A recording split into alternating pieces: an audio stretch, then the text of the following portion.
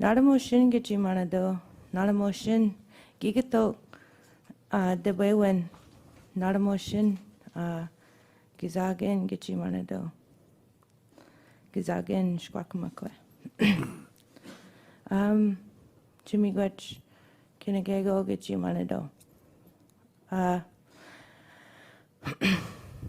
My English name is Candace Day Nephew, and I just wanted to highlight that in my Anishinaabe language is a barrier for it's a. I seen that your focus was on languages, and if I was fluent in my language and can only speak it, I wouldn't be able to understand any of the information. So I wanted to say how important that is to me as an Anishinaabe to highlight that point, because there are people that can't understand French or English, and I'm proud of that because of what colonization has done. So it's inaccessible to Indigenous people. I wanted to honor my ancestors' fight. We've been saying no for the past 500 years to all of these developments. So I wanted to honor them as I speak today and their long, hard fight against colonialism. I wanted to highlight the fact that these court proceedings, these CNSC and Chalk River is conducting in an illegal way, because you're legally obligated to legitimize Indigenous worldview in these hearings, in your decision making. When I look around, there is no Indigenous representation in this room. Zero. I see symbols of the crown. I see the Canadian flag, but there is zero. Representation of who we are in any of these proceedings or what anyone has to say. And I wanted to say how you are breaking the law, because with our treaties that were made with your queen throughout history, you're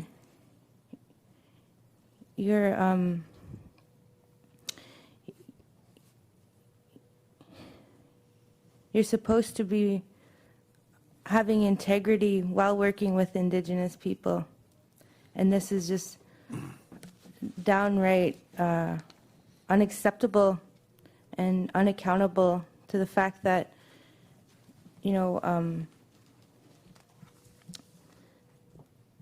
this isn't conducted in respects to Indigenous people at all. So I'm here to voice that, and I'm here to say that you have a responsibility to include our voices when it comes to such dangerous material, because what I see is an illegal government, settler government, making decisions here on Turtle Island, and I see people from around the world here in my home talking about how they're going to poison lands where my children are meant to be and be healthy. This is our home, and you're here to poison it. I see in those young leaders, young nuclear leaders that want to carry on with this work. The one lady said she wants to leave a mark on this world. This is it's just like, while young people, young Indigenous people are taking their lives, there's young people here on Turtle Island, that are continuing to the trauma, continuing with the colonization, that this is the biggest act of colonization that I've seen in a long time, and with it's just so important to know that my roots as an Indigenous person go very deeper than all of yours here. So I have every right to oppose this. And I was just with Justin Trudeau in the teepee on Parliament Hill on July 1st, and he had told me that we need to work together to deconstruct these colonial structures, but that's a lie.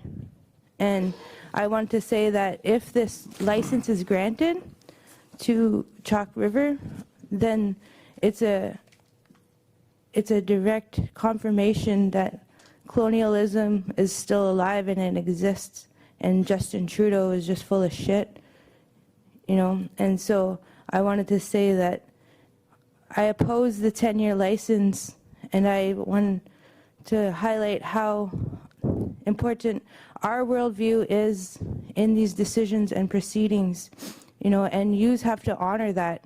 There's no Indigenous people up there. There's no Indigenous people here in this facility, and our rights here on Turtle Island go further than any of yours here. So what I wanted to say was this is completely illegal, and you're legally obligated to legitimize Indigenous worldview through our treaties that we made with your queen, and that you're breaking those. You're breaking that. And with our worldview, you're breaking the natural law. That's the law that Indigenous people follow here, So this is actually a big lawsuit. And our natural law, our understanding from our original instructions were that the uranium is serpent medicine, and you're supposed to keep it in the ground and never touch it, because that was sacred, and human beings didn't know how to properly handle that medicine. And if you look at how dangerous it is, you can understand why we were given those simple instructions. But the decision making that is made here, you can tell there's no Indigenous, zero Indigenous guidance or Indigenous consultation, and that United Nations declarations on Indigenous peoples state in Article 29, states shall take effective measures to ensure that no storage or disposal of hazardous materials shall take place on lands or territories of Indigenous peoples without their free, prior, and informed consent. So this consent is not informed, and no, I want to make sure that people know that I'm not consenting. I am opposing this this 10-year license renewal, because it's just like gotten out of hand how how we have to constantly be fighting for feeling safe. This is just inhumane to me. Like, why do we have to fight so hard to feel safe? And I'm taking time out of my life. I'm not getting paid for this. I have children that I have to be taking care of, but I have to come here, and fight to feel safe because of the legacy that the nuclear is going to leave behind. So our people, we look at 7 generations behind and 7 generations ahead. So in the future, my children, they deserve deserve to feel safe. They deserve to feel free, but this is robbing them of that, of feeling safe. So I wanted to say that if this license is granted, then it goes against everything that the Truth and Reconciliation Commission is saying, and this is a direct act of colonialism. Miigwech. Okay, thank you. Anybody, any comments?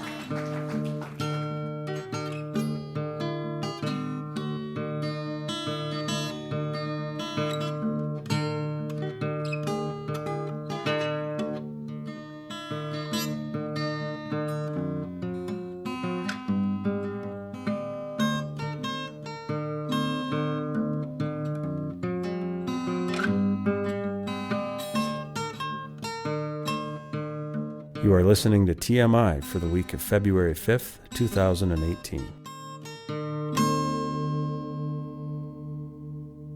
Today, Dave speaks with Dr. Ole Hendrickson from the Concerned Citizens of Renfrew County and Area, a group based in the Ottawa Valley near the Chalk River Nuclear Facility. On behalf of the Concerned Citizens Group, Dr. Hendrickson recently presented at the Chalk River licensing hearing in Pembroke, Ontario. Watching the hearings, I noticed one of the presenters, Lynn Jones, and it turns out you two work together.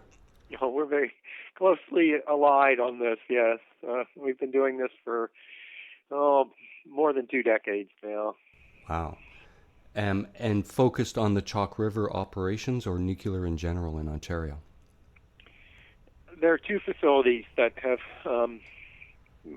been our focus. One is called SRB Technologies in Pembroke. It's a tritium light factory, and started up in 1990 and created a lot of tritium gas emissions, huge amounts of pollution in Pembroke. And it took us about 16, 17 years to get the CNSC to take some action to deal with what was a very serious problem in terms of exposures of people to airborne tritium in particular, and a lot of contamination of gardens, wells, groundwater, vegetation. Did I read somewhere that was one of the largest releases or violation of CSC rules? That was a major thing.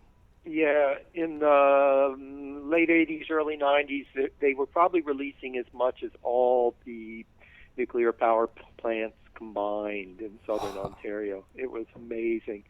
They were shipping up waste tubes that from the United States, mostly from military establishments.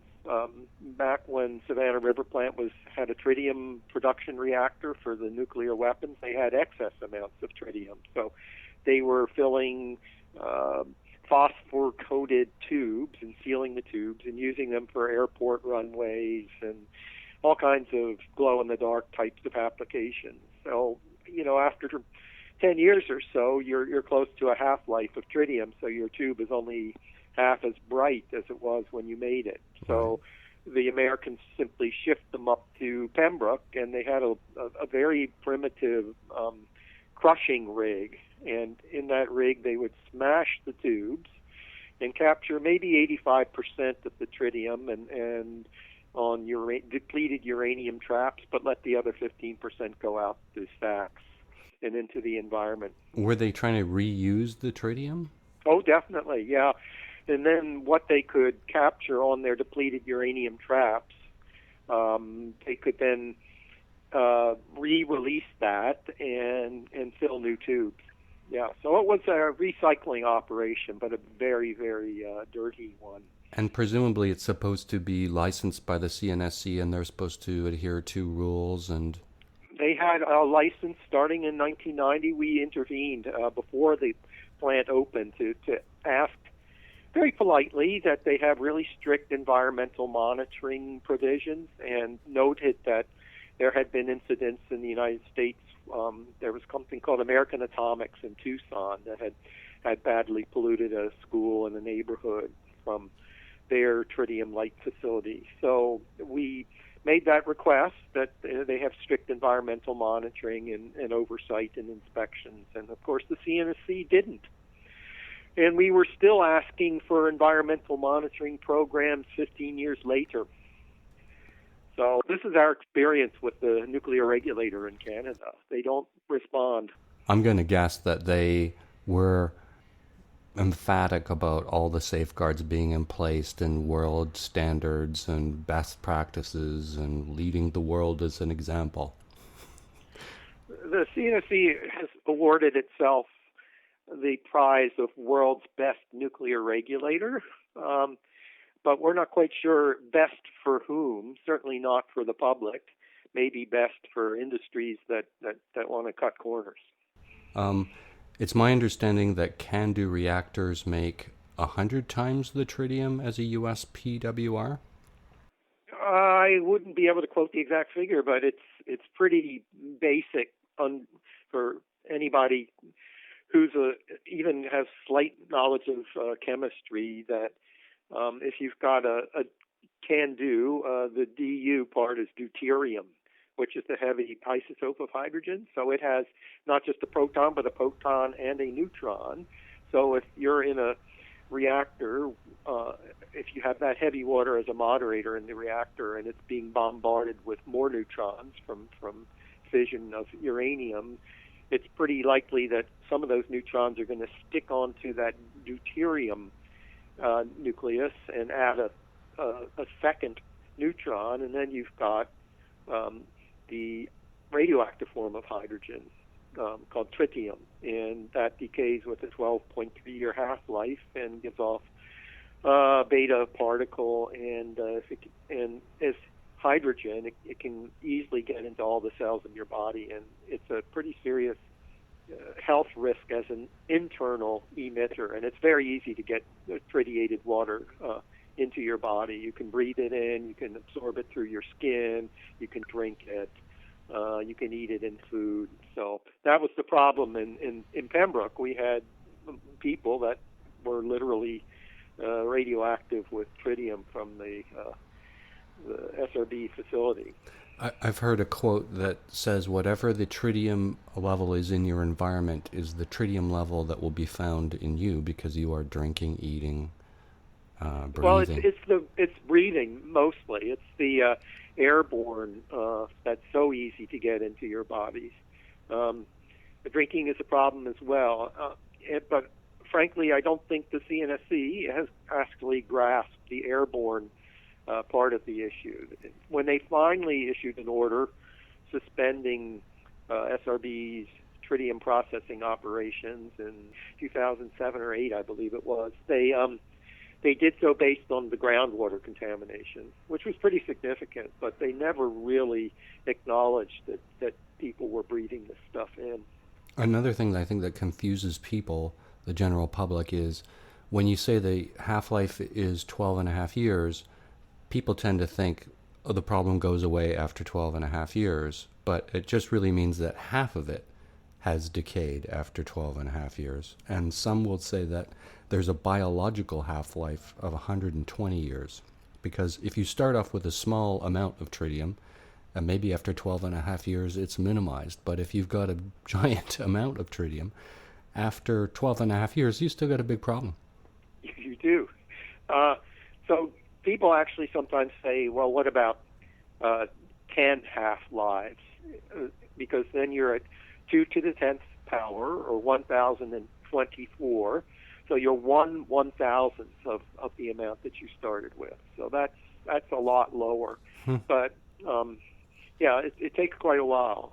So 10 half-lives for tritium would be 10 times 12, or 120 some years. Right. And as I understand it, allowed in their licensing and as an understood side effect of having CANDU reactors is regular releases. If, Ontario's food basket is downwind from, let's say, Bruce, I think they've found tritium in apples. It's released regularly. The CNSC doesn't seem to mind. And we're downwind a lot of the time. I often wonder if they know that they're going to have releases. If they warned the public beforehand, we could mitigate that exposure and keep Johnny in out of the rain that day. Well, there are some studies on like leukemia clusters around CANDU power plants in southern Ontario. And there's a fair bit of evidence that there is significantly elevated risk of cancer, of leukemias for young people. But, of course, there are studies that dispute that. And it's very hard to do that kind of epidemiological work. And nobody seems to want to do that epidemiological work. Yeah, there's quite a good one in Germany, and so they've documented the risks of living in nuclear power plants. But you have to remember that theirs are pressurized water reactors, so they don't have deuterium heavy water as a moderator, and hence the tritium releases are, as you said, much lower. Right.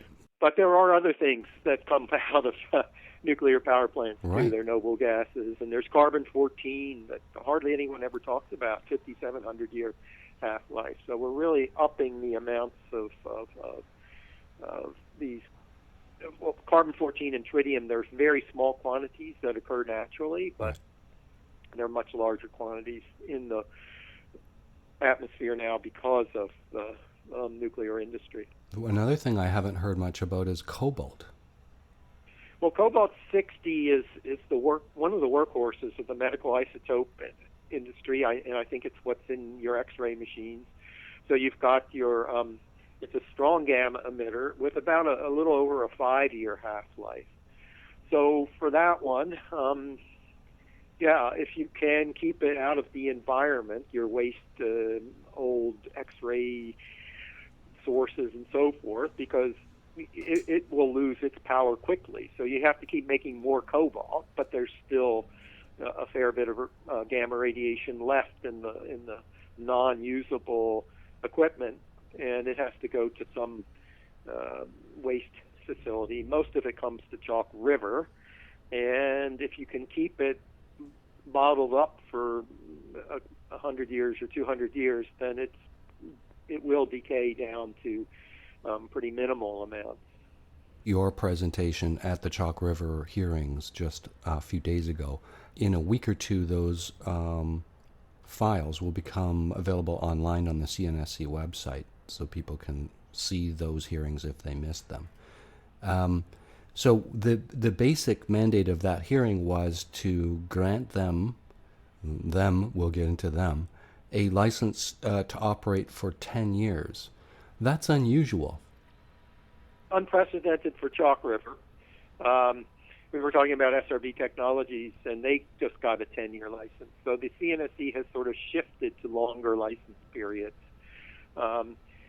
So lots of people were concerned because, as you said, the ownership has changed, and the management at Chalk River is now a multinational consortium, but also a lot of concern about the content of the license itself. This wasn't just an extension of the current license with pretty much all the current license provisions, the safety provisions, environmental protection, the design provisions if they want to build any new nuclear facilities intact. No, this was a radically different license, which is virtually devoid of any safety provisions.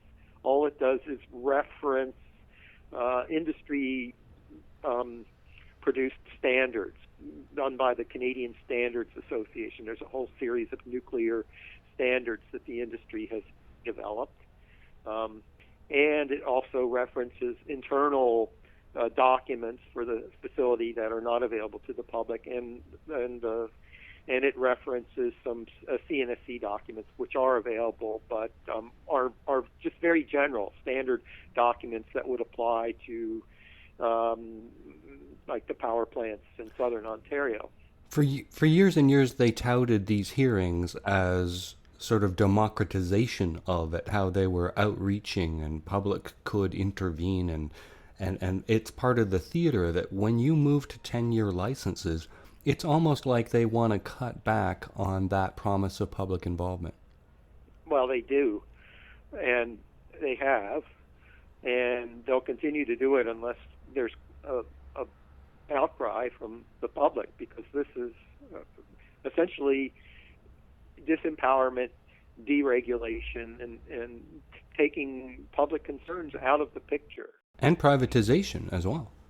Yeah, and subsidies as well, because this Chalk River facility gets huge amounts of taxpayer money, almost $1 billion in each of the last two federal budgets. Some people have said that the issue that happened at San Onofre speaks to this issue of public hearings. So public hearings, maybe they are theater for the masses and manufacturing consent and theater, as I said.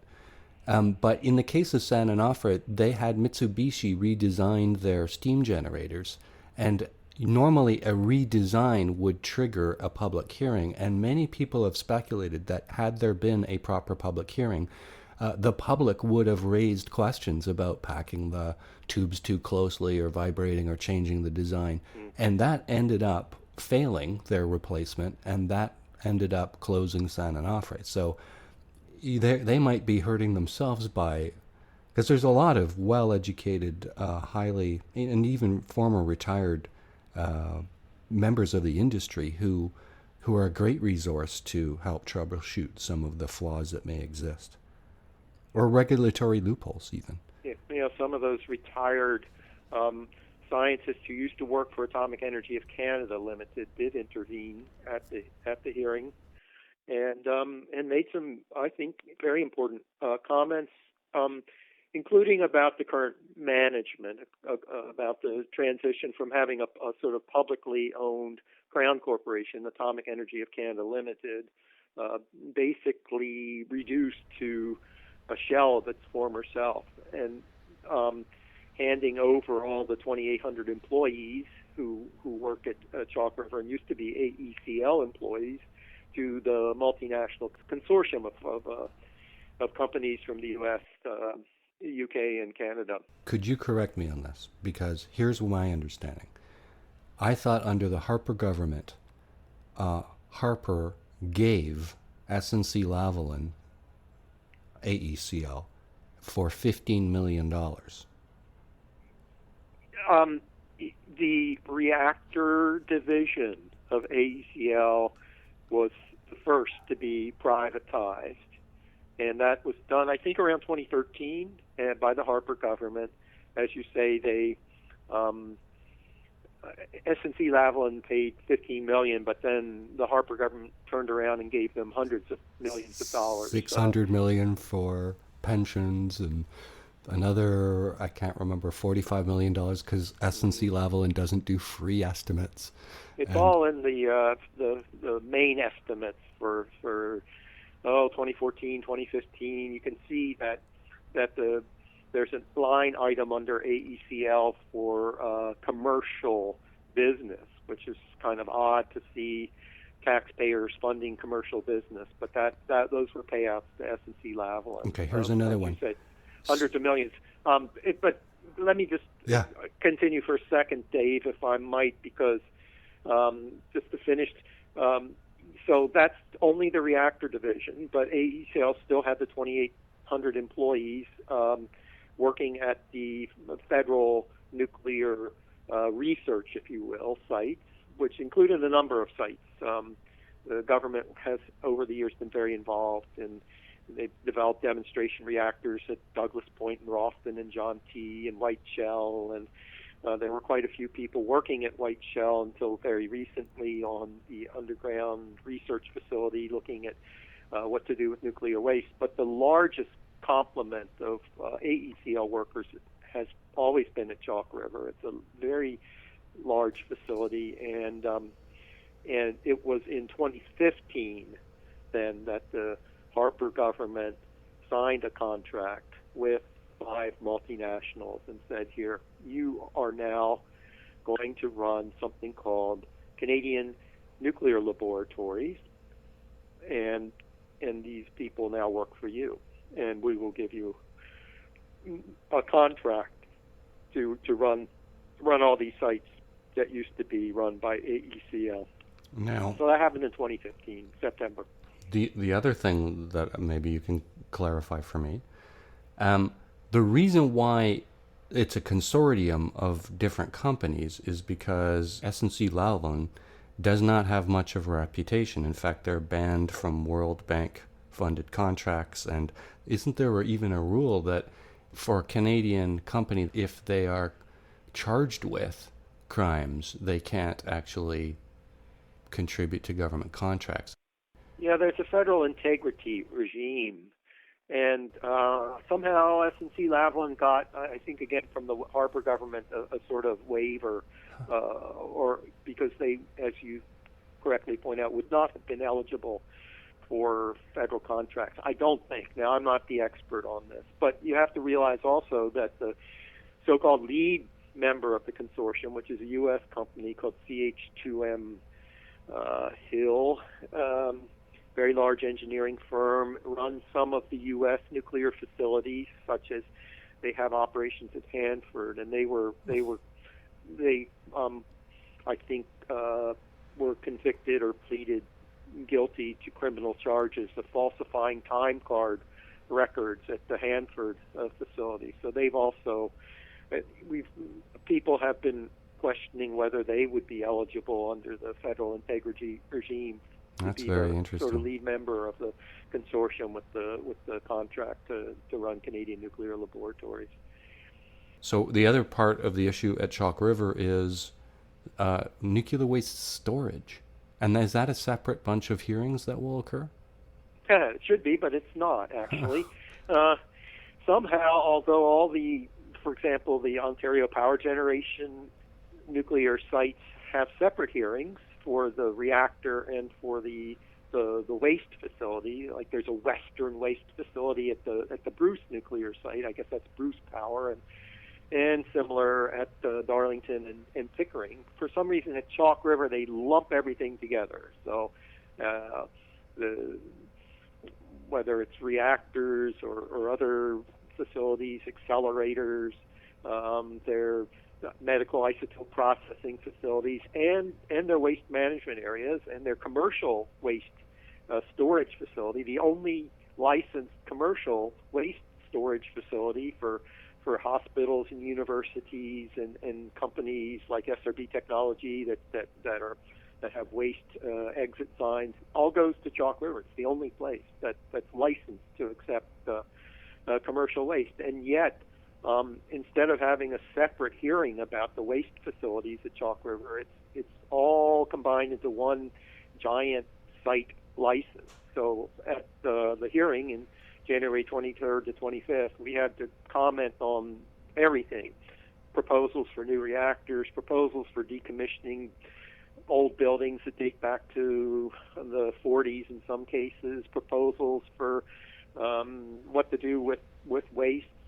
It's all lumped together. So you get 10 minutes before the commission to try to cover all that. It's not possible, of course. In the United States, I think it's called COLA, and it's Combined Operating License. And this is just a sort of same kind of trick as having very long-term licenses. They used to be 2 years, and now they're pushing for 10 and 13-year licenses. But this combining of the building and then operating license, and it just is a way to cut the public out of one more step. Well, the public has never been that able to access information about what's going on, what has gone on, what is planned at Chalk River.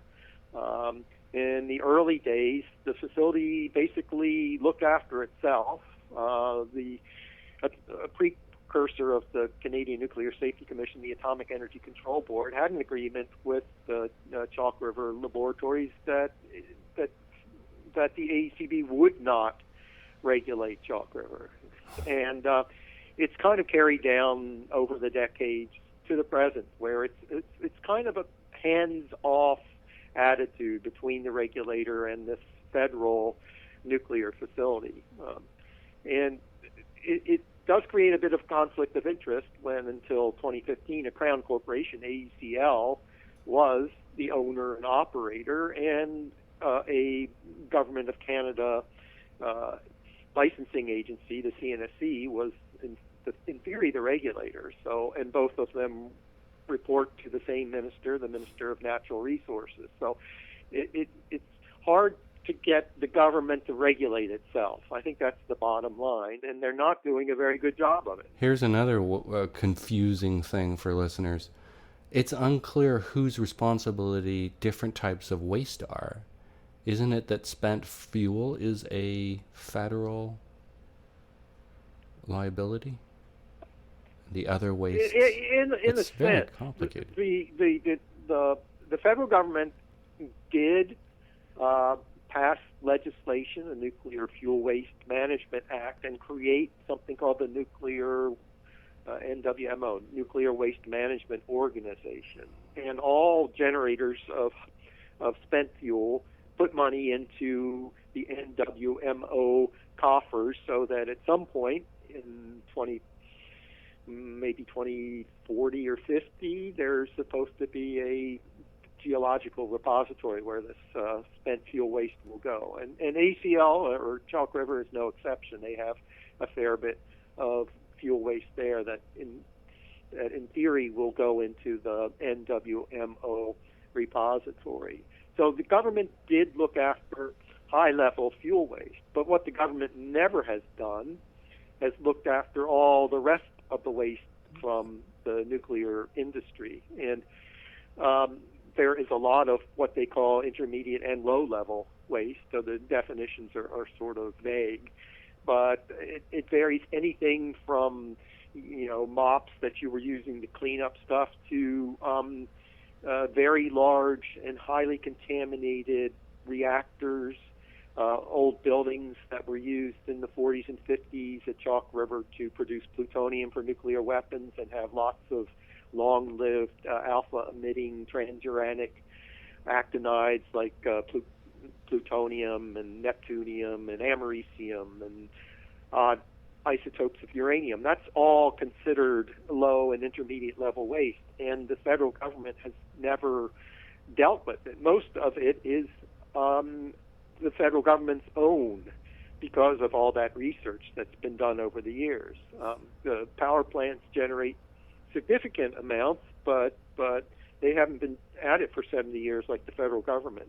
And the federal government also is responsible for the waste at Port Hope, which are not as highly radioactive, but there's a lot of them from uranium and radium refining on the shores of Lake Ontario at Port Hope. The federal government basically nationalized that operation during World War II, and again, in order to produce uranium for nuclear weapons, and it's responsible for those huge amounts of contaminated waste that was sort of distributed around Port Hope, just dumped, and they're trying to consolidate it into a couple big mounds now. But that's not a long-term, permanent solution.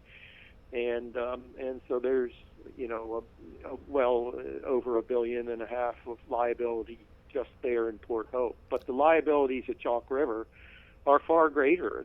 They're in the order of $6 or $7 billion, and they're just sitting there waiting for the federal government to come up with some sort of policy or plan or even an acknowledgement of responsibility. And the most recent federal policy is over 20 years old. It's called the Radioactive Waste Policy Framework. It was developed in 1996 and hasn't been updated since. So Natural Resources Canada, which is responsible for developing nuclear policy for Canada, has not done so in more than 2 decades. So this is a problem. And they're also the ministry that is involved in exporting of uranium, are they not? Well, the Minister of Natural Resources is responsible for the Nuclear Energy Act as well as the Nuclear Safety and Control Act. Yeah. So, again, a conflict of interest. Yeah. The minister responsible for promoting the nuclear industry is also responsible for regulating. Yeah, absolutely. Find us on Twitter at @ThatArcher, our podcast page, tmi.twxnet.com. Rate the show on iTunes. It changes the way the show is listed. Somebody mentioned at the hearings, it could even have been Lynn, about them dumping reactor cores in the sand, to which Binder took exception and asked for clarification. Do you remember that little part? And he got some clarification from George Dolinar at CNL, and George confirmed what Lynn said. There are 3 of them. Yeah. Right. So, dumped in the sand, nuclear reactor cores. Right. So, Lynn Jones, one of the interveners at the hearings, pointed out that there are 3 reactor cores that have simply been buried or dumped in the sand, covered over, and this is the most irresponsible form of nuclear waste management imaginable. And both the Canadian Nuclear Safety Commission and the Canadian Nuclear Laboratories love to claim that all the waste at Chalk River is safely stored. So how can it possibly constitute safe storage to have reactor cores just lying in the sand? And the answer is, of course, it doesn't, but they don't like to tell people this. And I guess people like myself who've lived up in the Upper Ottawa Valley for many years, this was not news to us. I mean, everybody knows that there was a major nuclear meltdown in 1952 in the NRX reactor, and it was a big deal. They actually took the old reactor core, which was highly contaminated. There was fuel melting and so forth, and put it on a sled and towed it uphill and dug a big pit and dumped it in. And the drivers of the tractors or trucks that pulled the sled had to jump on for like a minute or two and then jump off because they were getting such high radiation doses. So it was a big deal, and it took them a year to actually build a new reactor, install a new reactor core in the NRX where the old one was. So that particular reactor core is particularly highly contaminated and literally just dumped in the sand. And but since they set the precedent for doing it that way, you have to swap out these reactor cores for research reactors. You can't just leave them in indefinitely. So they swapped out a second reactor core from the NRX a decade or two later, and they buried it nearby in Waste Management Area B. And for the NRU reactor, which started up in 1957, they swapped out one of its first core and buried it in Waste Management Area B. So we do have three reactor cores that are just exposed to the elements. If it rains, it sort of washes, leaches out the contaminants slowly, most of them, but for things like strontium, you've got very large plumes of strontium-90 that are washing into the Perch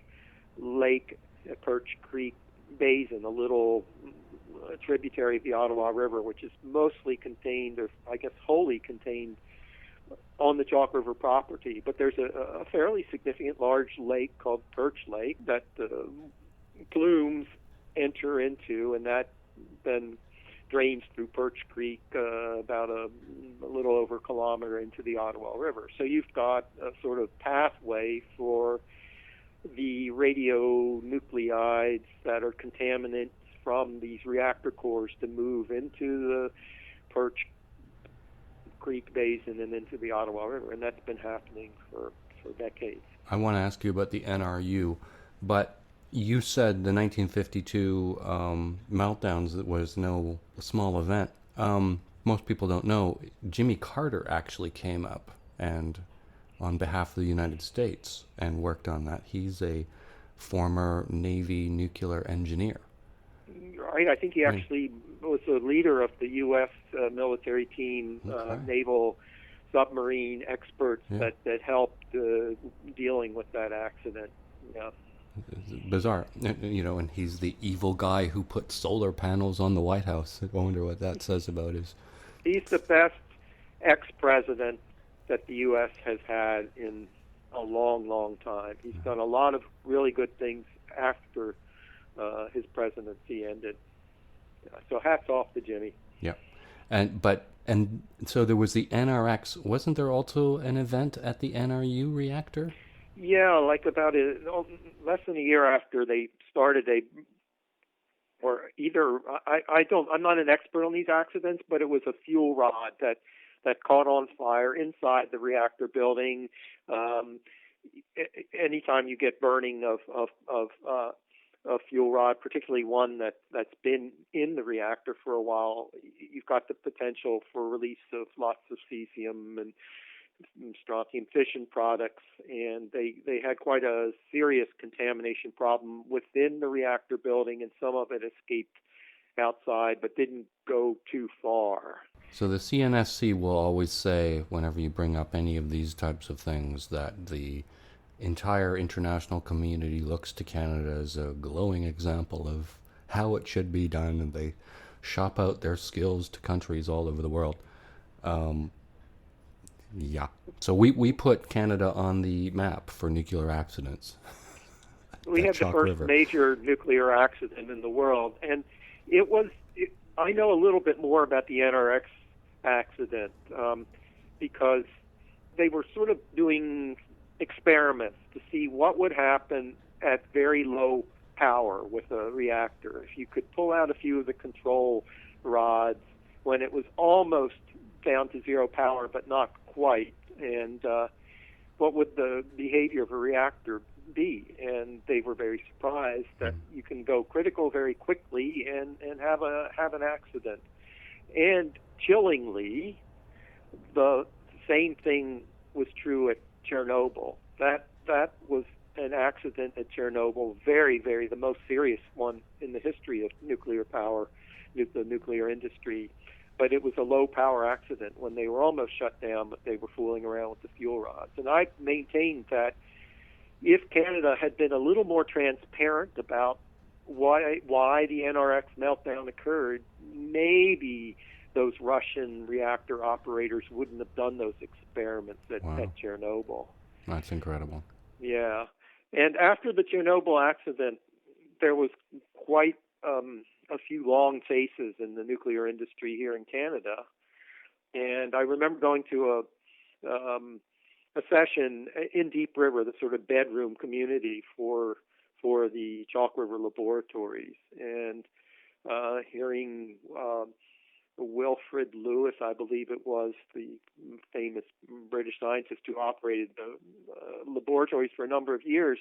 And I had the temerity to stand up in the very back of the auditorium and say, Dr. Lewis, I believe that's who it was, could you compare and contrast the Chernobyl accident, which is what he was giving his talk about, with the NRX accident?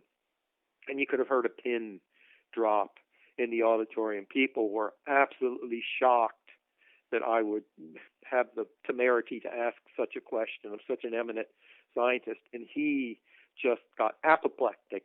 He was very, very angry. And he said, there is no comparison between those two accidents. And of course he was wrong, and he was being dishonest. But there's a lot of dishonesty, unfortunately, in the nuclear industry, and a lot of tendency not to be transparent about the issues and risks and problems.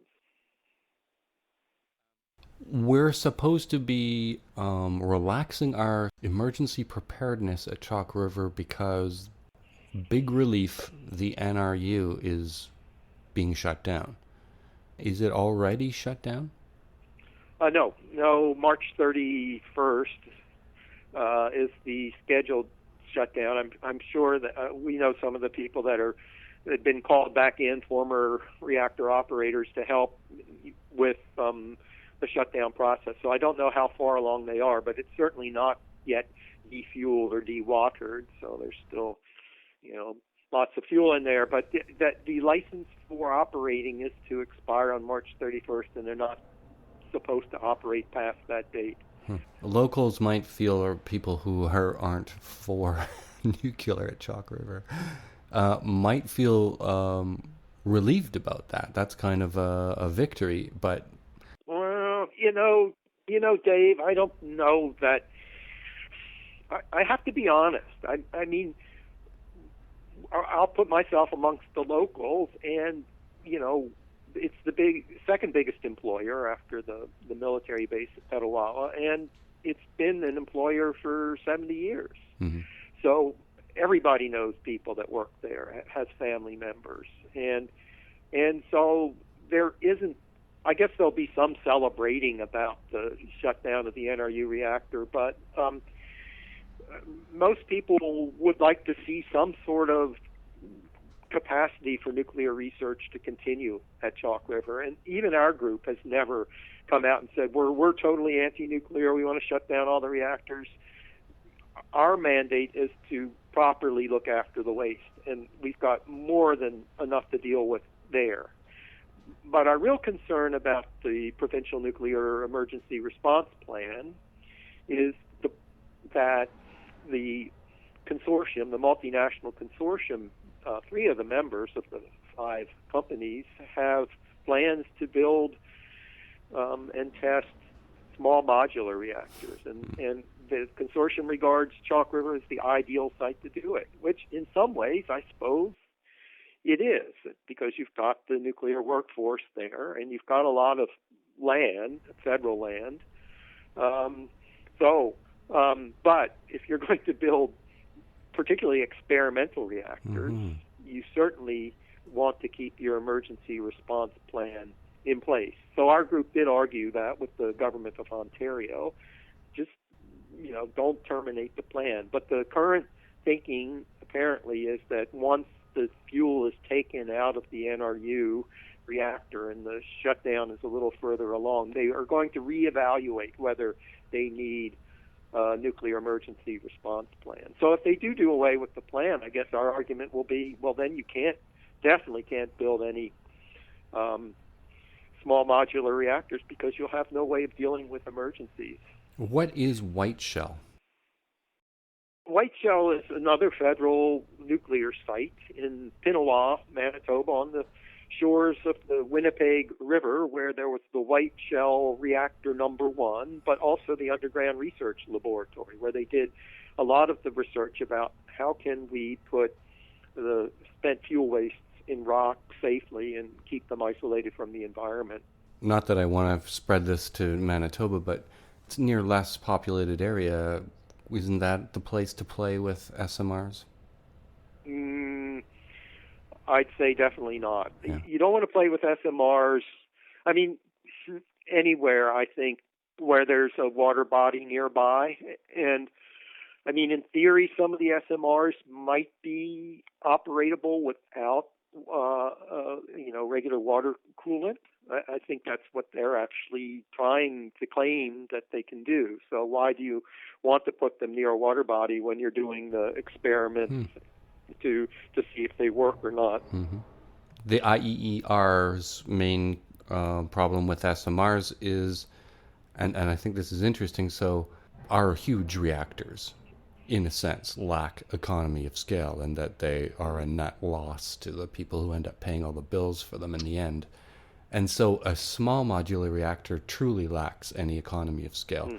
But it's just a sneaky way to build a nuclear reactor without a conventional containment, in my opinion.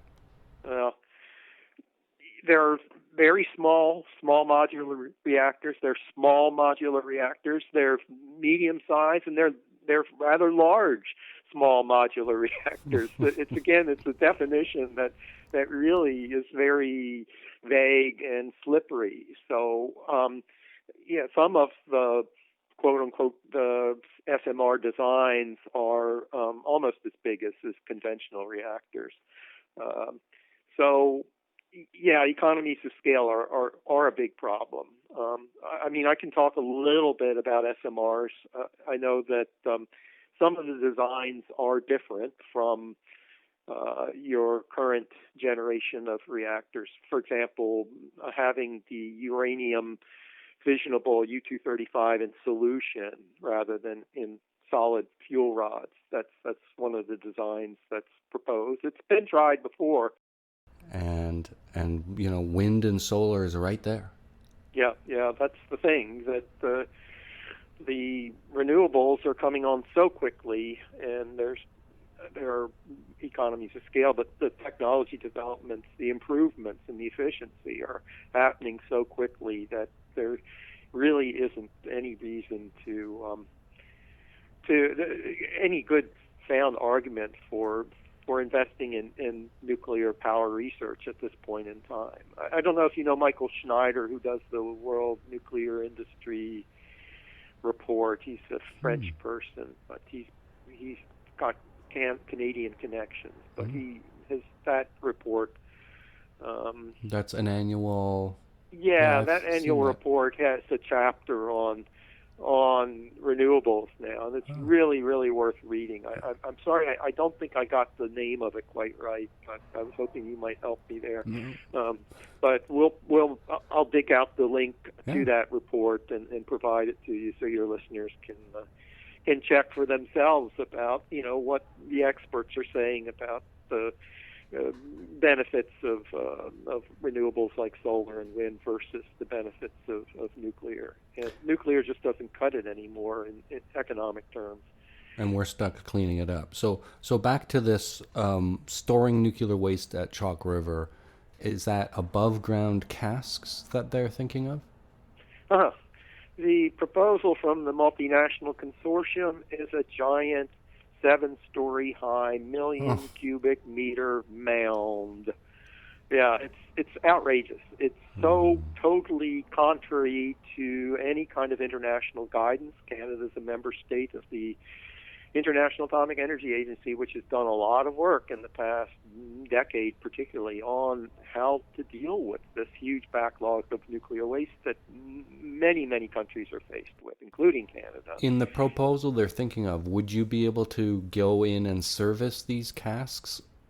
They're not casks. There's the packaging of the waste is I mean, what they were actually proposing to do is take some of the lower activity stuff like contaminated soils and then sort of use that as the packaging for the higher level waste. Okay. It was just, unthinkable, really, because and the whole mound would be exposed to rain and snow melt. We get a lot of snow, and half the year sometimes up here it seems like it's winter.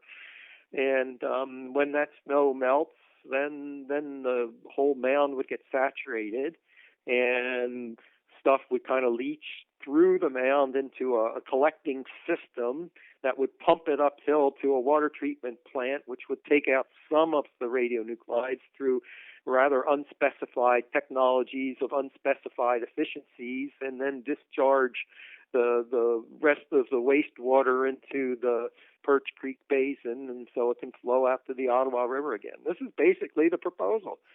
That's insane. It is insane. Well, I thought it was insane, the proposal at Bruce for the Deep Geological Repository.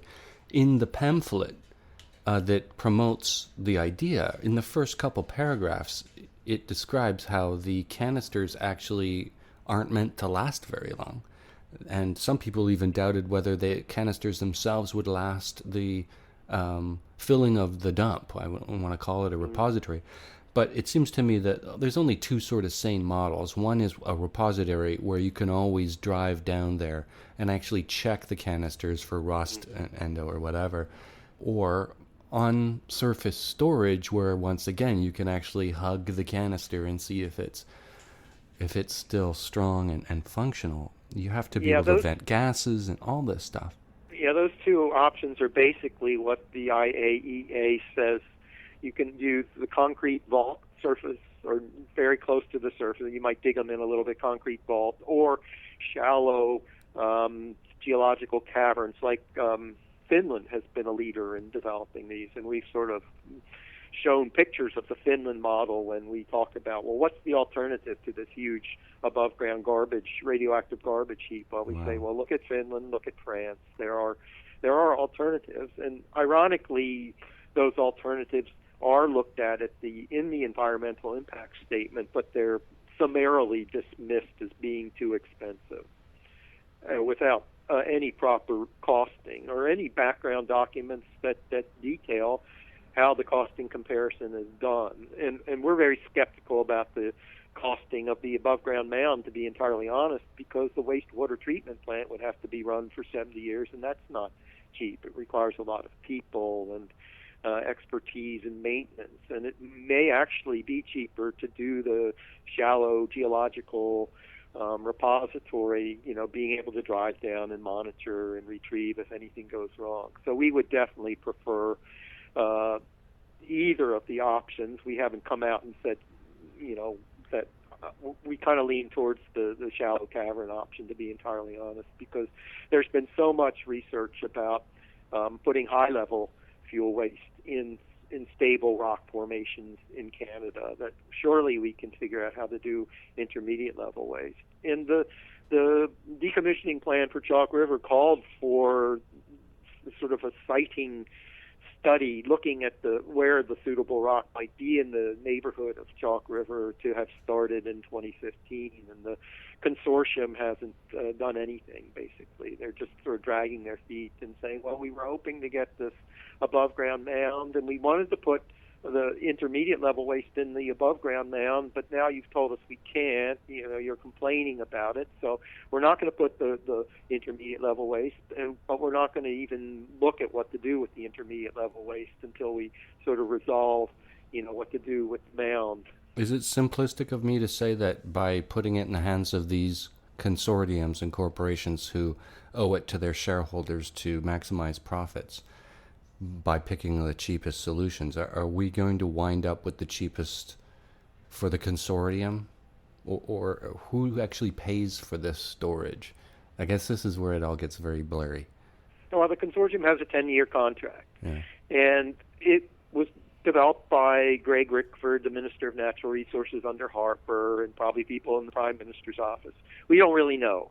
It's some of the retired scientists from ACL got their hands on the contracts. What they got was redacted, so we don't have the dollar figures and some of the details, but we do know that the contracts called for the consortium to find the fastest and cheapest way to deal with the waste. So they're basically doing what the Harper government told them to do, looking for quick and cheap solutions, quote unquote, as if there is a solution. So I don't necessarily point the finger just at the consortium. I also point the finger at the Harper government for this privatization initiative that is, we think, extremely problematic. And there have been cases in the UK. It's modeled on how they've done things basically in the United Kingdom, and the government there has had to backtrack on some of the what they call government-owned contractor-operated contracts at places like Sellafield. Right, which they renamed because they didn't want to keep calling it Windscale. Yeah, but it's similar in some ways to Chalk River because that's where the UK government developed their plutonium weapons, and so the scientists from England and France too came over to Chalk River in the 40s, learned how to make plutonium basically, and then they went back to their own countries and did it there. The Windscale is the site of the 1957, was it 11 tons of uranium and graphite on fire for 5 days in the open air with no containment. So I think that put the UK on the map for nuclear disasters. Yeah, and we have there's lots of that same kind of waste. We have graphite waste, we have beryllium waste. We have all the long-lived transuranic actinides. We've got the same kinds of problems, and they're very difficult to deal with. And it should be a public discussion. It should be an open discussion. You shouldn't just sort of hand it off and wash your hands and say, here, you got a 10-year contract, you figure out what to do with it, and we're not going to intervene or develop any policy or enable any serious discussion among the public or retired scientists. We have what we call a benign regulator, the CNSC, which will basically give you a license to do whatever you want. If you ask, or somebody should do a poll, just ask the average Ontarian, how many nuclear reactors in Ontario? Most of them will say 2 or 3. Mm-hmm. So I was going to say, well, what we really need is another Royal Commission on nuclear and then a referendum. But in an environment where the nuclear industry advertises this in the news media and there's very little information about nuclear in Ontario, is that the way to go? What is the way to go? Should people be showing up at hearings? How do you get people aware of these problems? Our little group had a big debate about, okay, we would have liked to have taken a pass, and not gotten the public all involved in a 10-year license hearing for Chalk River. And frankly, in 2011, the last time there was an opportunity for public interveners, I was the public intervener. I was the only one. Wow. Yeah. They got a 5-year license, and then they got extended for 17 months, and then the next hearing was a couple weeks ago. around November 11th, they released the Canadian Nuclear Safety Commission staff proposed license. And I spent the weekend looking at it. I was horrified. I said, but this license is gutted. There's no content anymore in it. Not just the license, but the handbook of all the safety and environmental provisions. It's been gutted. There's nothing in there. We have to let the public know. I mean, they don't want to think that this public regulator is just going to give this consortium a license with no content in it, just some references to industry standards. So we were, and I really give Lynn Jones all the credit, my wife, for getting the word out on this. And there were upwards of 50, 60 people who wrote in, and many of them made oral submissions courageously. It's not easy to go up before this. It's an intimidating thing. It's like appearing in court, a quasi-judicial tribunal. And they can ask difficult questions and not be very friendly. So, but people did. They prepared their submissions. They courageously appeared. And there's been a groundswell of involvement. And I do think that when the Canadian Nuclear Safety Commission finally gets around, whenever that is, to its hearing on the proposed mega dump, this above-ground mound, that we're just going to ask as many people as possible to sign up to appear. And if it's like for this hearing, it was supposed to be maybe a day and a half. They'd scheduled 2 days, so they had to add an extra day to accommodate all the interveners. So maybe for the mega dump, they'll have to add an extra week or two. And at some point, the regulatory system is going to just collapse because it's an environmental assessment. They can't not have a hearing. They can't not let the public have its say. And there are a lot of people, particularly in Quebec as well as Ontario, who don't like the idea of a giant nuclear waste dump next to the Ottawa River. And I think they'll be willing to come and say so. And that's the water for 3 million people? Mm-hmm. So, yes, I think, unfortunately, the hearing process is extremely flawed. The Canadian Nuclear Safety Commission ignores the testimony, no matter how detailed, no matter how cogent. But it is a sign that the public is not going to accept it. And if they try to steamroller ahead with this giant nuclear waste dump, then I think there will be political consequences, wider ramifications. It won't be just the regulator saying, well, thank you, now we'll give them their license. There's going to be more to it. So one of the things about these hearings is that some people might think they need a degree in uranium physics to make comment. And I think one of the things that I've learned after watching media from nuclear, basically from all over the world, is that there's a lot of different disciplines involved in the question of should we. And it's moral, it's military policy, it's the ethics. Just a study of its own history is its own indictment. In any country, the economics, the theology, I'm trying to think of the disciplines that, because you could present on all those levels. I couldn't agree more. Yeah. And what was so heartwarming about the presentations at the Chalk River hearing was there was essentially no repetition. People spoke from the heart, and that's what was so inspiring to me. I mean, you don't have to be a nuclear physicist. You do have to speak from the heart. You don't speak from the brain, or maybe I do because I'm a scientist, but I try to combine the brain and the heart at least. Well, it's a spectrum. I think there were 3 or 4 people who offered prayers in the Algonquin language. Yeah. Totally appropriate to do that in front of the commission. And, people regard the Ottawa River watershed and the Ottawa River in particular as one of the most sacred sites in all of Canada. has been for the better part of 10,000 years. There are well-documented sacred sites all along the river. And right across from the Chalk River laboratories is Wazo Rock.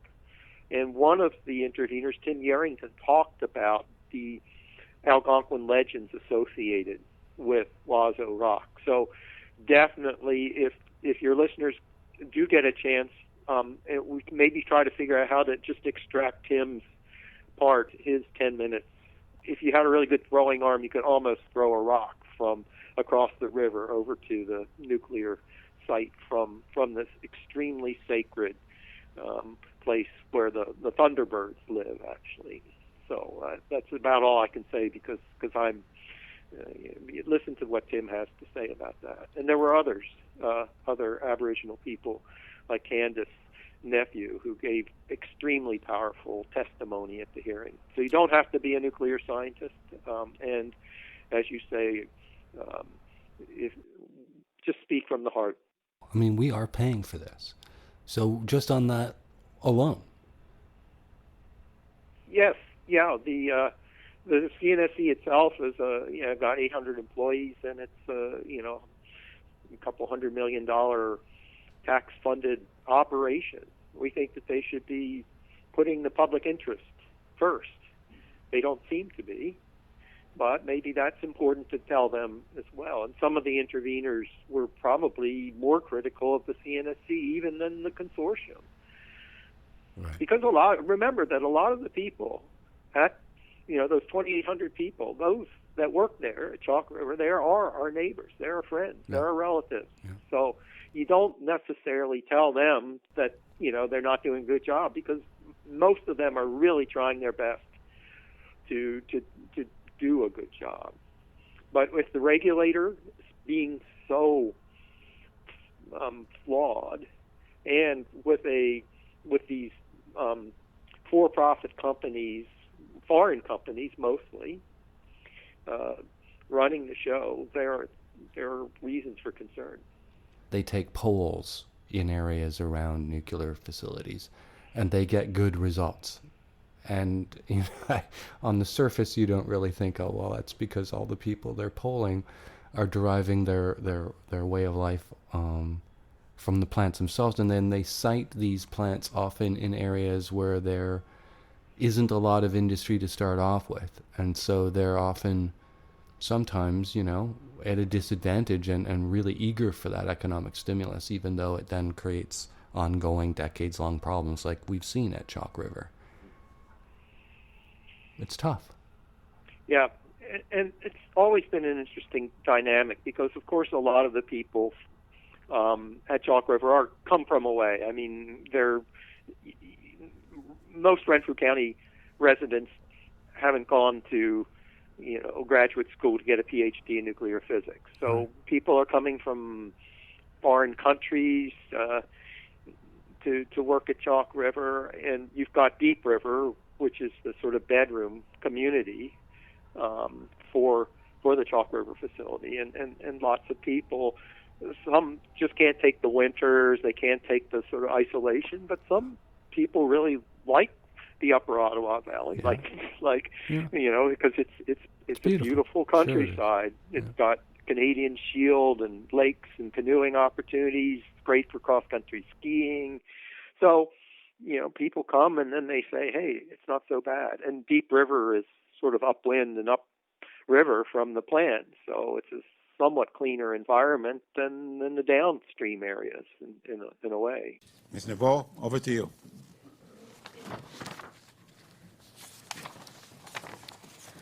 Ani Bojo, Wabanong Nimki Kwen Adijnakas, Ginabajing and Donjiba, Makwado Dem, Anishnabe Kwen Dao, Chimigwech, Gichimanado, Chimigwech, Mino Bamadzuan, Chimigwech Mino Gijigat, Chimigwech is Pingish Maki Wednong, Jawanong, Wabanong, Chimigwech Kwede, Nebe, Aki, Minwanoden. Not a motion, Gichimanado, not a motion, Gigato. The way when not a motion, Gizagin Gichimanado, Gizagin Squakamakwe, Chimigwech, Kinagego Gichimanado. My English name is Candace Day Nephew. I told you this. I got permission to use Candace at the beginning. Yeah, that's good. And I think I'll just cut right to her. And I don't think she needs any introduction. And I think what she says is so simple and honest that it speaks for itself. And I don't know, I find it really emotional. I think anyone listening to it is just going to be glued to it. Mm. And it's just so great that I got permission to use that. Yeah, it's not easy necessarily, but it wasn't. But she was pretty careful. She's very sensitive about not talking about the teachings of the ancestors. Right. So, but she's careful, but she has permission to say what she said. And I didn't talk much. I talked a bit about Tim, but I did say a few things about the Aboriginal people. And I mentioned her name too, I think, late in the interview. But anyway, great idea. Start with her. Yeah, and they really have a moral authority to speak on behalf of the land. Well, you didn't hear the Algonquins of Ontario. I mean, they were living in Deep River. Yeah. And they have their own Algonquin settlement named Wiley. And in 1944, the government just came and said, sorry, you're gone. We're bringing in all these British and French scientists and Canadians, and, this is ours now. We're expropriating your land, and we're not going to really give you anything for it. Wow. It's great. Colonialism at its finest. And that's what she speaks about. Well, yes. Yeah, that's just depressing. You want to be proud of your country, and you want to be proud of Ontario. You really do. And, unfortunately, you grow up and you learn a little bit more, and, I resent that I can't be as proud of Ontario as I want to be. I really resent that. Mm. Yeah, I've kind of lost any real attachment to any political divisions. I'm very attached to natural divisions like watersheds and lakes and rivers and Turtle Island and the whole planet. So, I mean, these political divisions, I don't really think we should need them anymore. Not in the sense that, we give them so much importance. Let's back down a bit and look at more closely at the places where we live and all the other creatures that we're sharing this planet with. I mean, I'm an ecologist, so I can say these things. And what about our political parties? I think a lot of people think that the NDP might be anti-nuclear, or green is the answer. And of course, we had an NDP government here in Ontario, and they didn't exactly lock up all the nuclear plants during their tenure. No, they decided to finish Darlington. Bob's pretty good government, and I can remember being at a provincial council meeting when I was on the NDP Environment Committee, and having Bob and some of the other mucky-mucks sitting up there to try to actually reverse the NDP's sustainable development policy, which included phasing out nuclear. So that's what Bob proposed, and they kind of sat up there, and Dave Martin and Ish Talheimer and I had gone around and Sunday morning and found copies of the provincial, the policy, and passed them around, and we got everybody to vote down Premier Bob. So the NDP on the books, as far as I know, is still not very strongly supportive of nuclear power, but like so many other things, they just don't pay any attention to it. Interesting. Yeah. And people should call their representatives and ask them outright, what is your position on nuclear? We're going to have an election coming up. A lot of these responsibilities fall to the province. I mean, what would happen if we had a big green sweep? I wonder. Who knows? Yeah. I mean, I was a little disappointed with the minority BC government's support for the Site C Dam, I must say. Anyway. Yeah, well, we could go on and on. Maybe we'll Yeah. speak again. And I wouldn't. Okay. I'd love to talk to Lynn as well. In I don't know, are there more hearings scheduled for Chalk River area?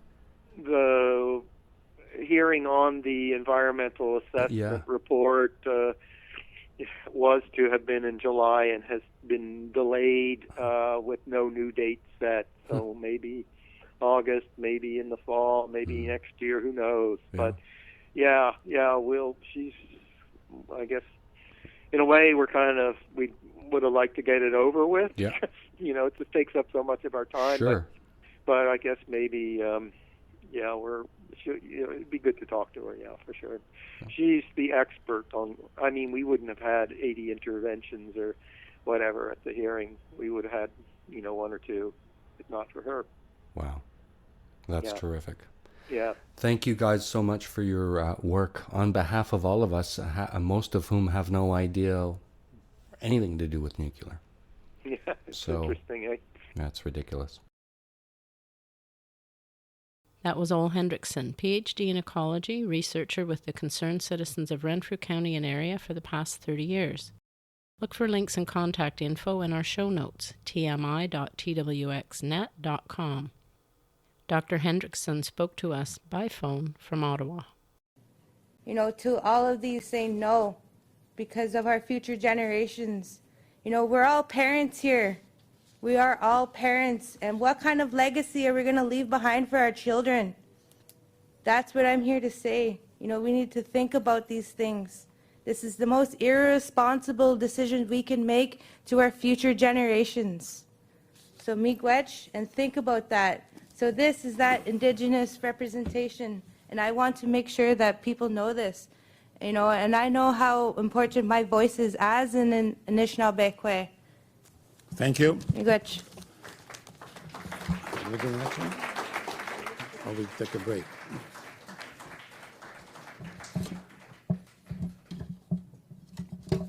You should have done it on day one. I'm doing it now. Okay, thank you. And for your information, Somebody mentioned at the hearings, it could even have been Lynn, about them dumping reactor cores in the sand, to which Binder took exception and asked for clarification. Do you remember that little part? and he got some clarification from yeah. George Dolinar at CNL, and George confirmed Yeah. what Lynn said. There are That's three of them. Yeah.